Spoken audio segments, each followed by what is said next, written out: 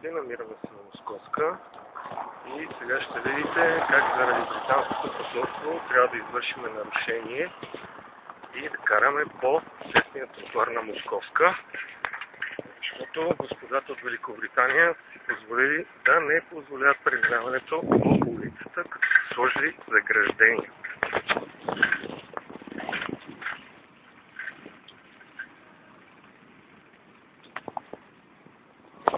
Отсреща е бариерата, а ето тук се качваме.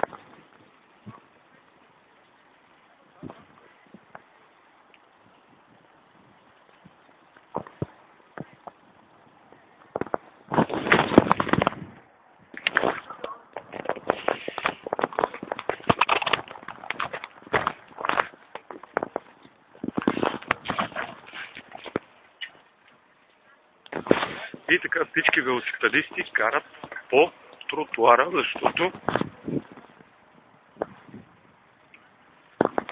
по улицата не дават да се карат колело. Велосипед е тяхна територия.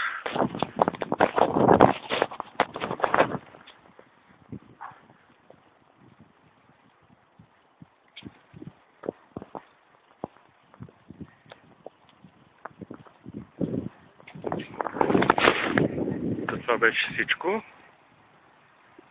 Положението е такова от 2 години. И ще ме караме по тротуара. Благодаря ви и лек ден ви пожелавам.